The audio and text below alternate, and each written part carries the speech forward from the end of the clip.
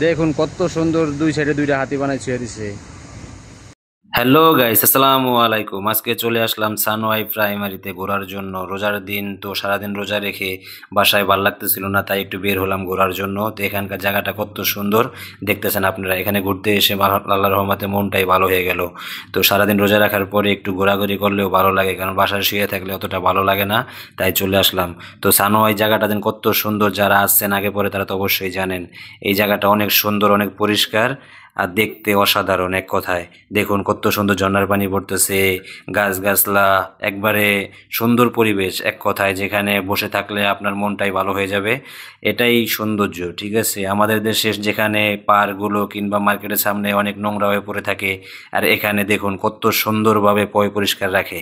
এটাই হলো সৌন্দর্য, যেখানে এদের দেখে আমাদের অনেক কিছু শেখার আছে, অনেক কিছু বোঝার আছে।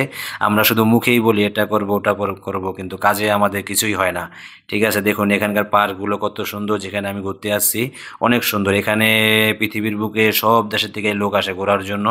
তো দেখুন এই যে বাসটা চলে আসলো, তারপরে এখানে লেখা আছে আই লাভ সানোয়াই। কত সুন্দর দেখুন, যেই পরিবেশটা দেখলে মনটা ভরে যায়।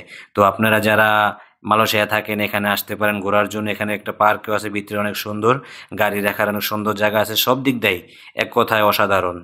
যেখানে বসলে আপনার মনটাই ভালো হয়ে যাবে, অনেক ঠান্ডা বাতাস, অনেক সুন্দর লাগে এখানে বসে থাকলে। তো রোজার মাসে এখানে ঘুরতে আসলে অনেক ভালো লাগে, ঠিক আছে। এখানে দেখুন ওই যে ফরেনিয়ার, তারা সাউথ আফ্রিকা, তাদের সাথে আমি কথা বলছিলাম, যে জায়গায় ভিডিওটা দিইনি আমি। তারপরে এখানে দেখুন গেটটা কত সুন্দর, যেখানে বসে যদি থাকেন আপনি ঘন্টার পর ঘন্টা, আপনার মনটা ভালো হয়ে যাবে। মনে হবে কি যে এখানে কত সুন্দর একটা জায়গায় বসে আছি।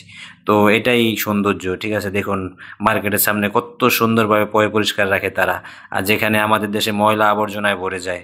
তো এটাই আমাদের বোঝা দরকার যে বিদেশিদের দেখে আমাদের কি শেখা দরকার। আমরা শুধু মুখেই বলি পরিষ্কার রাখবো, এটা করবো ওটা করবো, কিন্তু আমাদের কাজে কিছুই না। দেখুন কত সুন্দর তারা মার্কেট, দোকানপাট কিংবা শপিং মল, তারপরে আপনার পাহাড়গুলা এত সুন্দরভাবে পরিষ্কার রাখে, যেখানে আসলে আপনার মনটা ভালো হয়ে যায়।